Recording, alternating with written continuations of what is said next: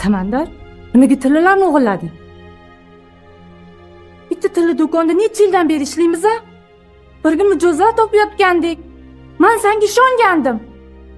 Men haligi Nega meni avrab tillalarni sotib yubording? opa, shuning to'g'risi pul kerak bo'lib qoldi. Uy hujjatlarini to'g'rilashga xarajatim ko'payib ketdi. Oh, esi past, 45 millionlik tilla yo'q. Shunchasini sotib yubordingmi? Hozir topib berasan, top. Opa, qayerdan topaman? Hamma pul ishlatib bo'lganman axir.